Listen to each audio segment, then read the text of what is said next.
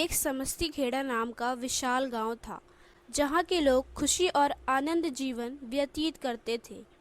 और वहां सभी लोगों के पास धन की कोई कमी नहीं है, क्योंकि कहते हैं उनके पूर्वजों ने कोई मंदिर खोजा था और उस मंदिर के नीचे एक गुफा है, जहां बहुत अधिक मात्रा में सोना है, जवाहरात, मूर्तियां और भी बहुत कुछ।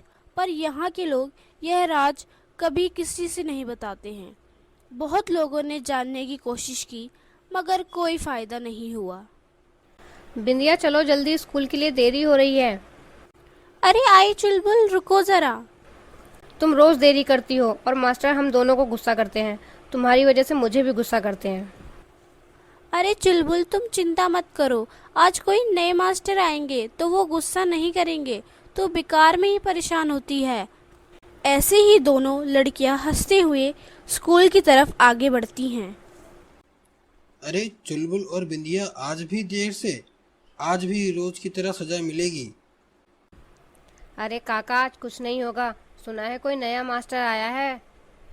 चुलबुल काका से बात करते करते मास्टर से टकरा जाती हैं और तभी उसके गले में पड़ी हुई सोने की चेन बाहर आ जाती है और चमकने लगती है।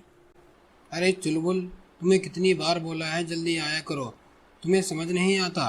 और अपनी चेन अंदर करो, स्कूल में नहीं पहनते, कल से मत पहनना।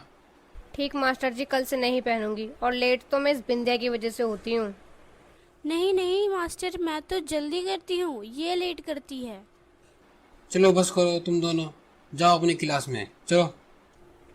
इतना बोलकर मास्टर और दोनों लड़कियां अपनी क्लास में चली जाती हैं। पर कोई है जो वहाँ उनकी बातें सुन रहा होता है, और वह उस स्कूल में आया हुआ नया मास्टर होता है, जो शहर से आया हुआ होता है। चुलबुल सुनो बेटा, कल से देरी मत करना। वैसे तुम इसी गांव में रहती हो या पड़ोस के गांव में? नहीं नहीं मास्टर जी, कल से समय पर आऊंगी। और मास्टर जी, मैं और बिंदिया दोनों ही पड़ोस के समस्तीखेड़ा गांव से हैं। तो तुम दोनों नदी वाले रास्ते से अकेले आते हो?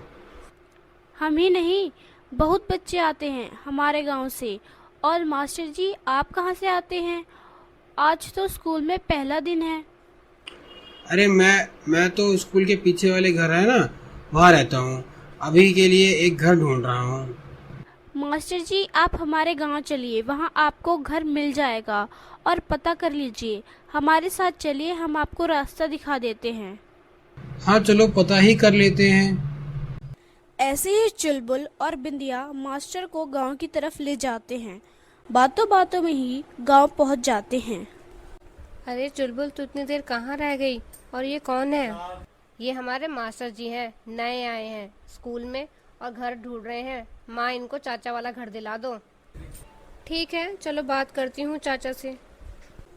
चुलबुल की माँ चाचा से बात करके मास्टर को घर दिला देती है और सभी रोज की तरह अपने कामों में व्यस्त हो जाते हैं। एक गांव वाला नदी वाले रास्ते से गुजर रहा होता है और उसे नदी के पास कुछ हड्डियां पड़ी दिखाई देती हैं। वह उसे देखकर डर जाता है और गांव वालों को बुलाता है। तो सभी गांव के आदमी हड्डियां देखकर डर जाते हैं। गांव वाले डरे हुए होते हैं। तभी अचानक गांव की एक औरत चिल्लाते हुए, अरे मेरे पति वापस नहीं लौटे हैं कल रात से। कल रात को निकले थे शहर की ओर। कभी ऐसा नहीं हुआ कि वापस ना लौटे हों। और कुछ दिनों से बोल रहे थे कि रात में कोई उनका पीछा कर रहा है। कोई भूत बोल रहे थे। पता नहीं मेरे पति को भूत तो नहीं खा गया। ए भगवान, क्या हुआ उनके साथ? भूत का सुनकर सभी डरने लगे कि भूत कहाँ से आया। ऐसे ही कुछ दिनों तक चलता रहा। रोज नदी के पास हड्डियां मिलने लगी और गांव से आदमी औरत कम होने लगे। फिर अचानक एक जवान आदमी गांव का नाम पूछता हुआ आया। अरे सुनो, समस्तीखेड़ा गांव यही है ना? हाँ साहब, यही है। और आप भी आगे मरने इस गांव में? वैसे साहब, आप हो कौन?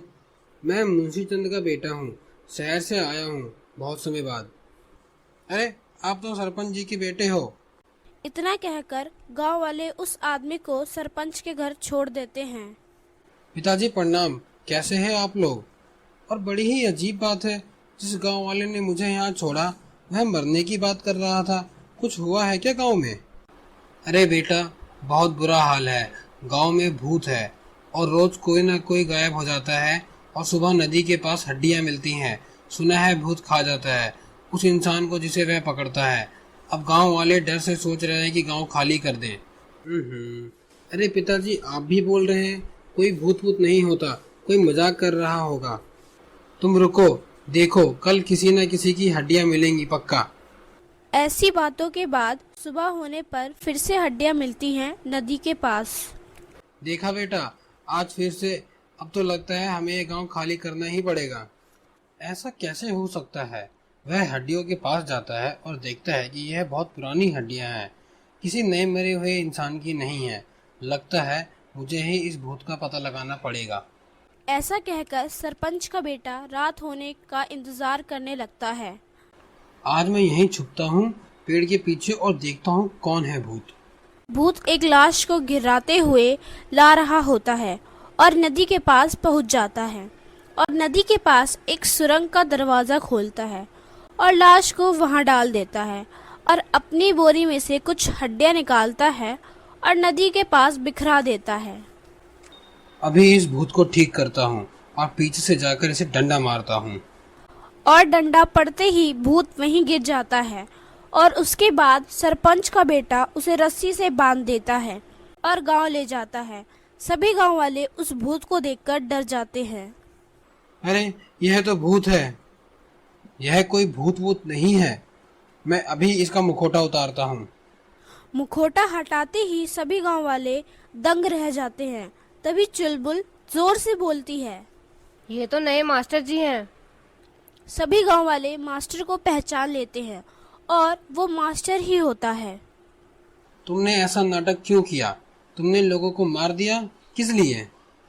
मैंने किसी को नहीं मारा है, सब जिंदा है। मुझे तो बस खजाना चाहिए था।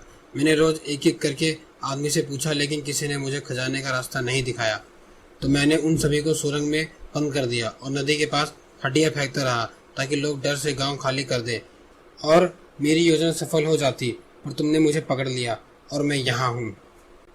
इस दरिंदे को पुलिस के हवाले कर दो। इसी तरह नकली राक्षस का पर्दाफाश हो गया और सुरंग में बंद सभी गांव वालों को बाहर निकाला गया और फिर से पहले की तरह जीवन जीने लगे, लेकिन समझदारी से।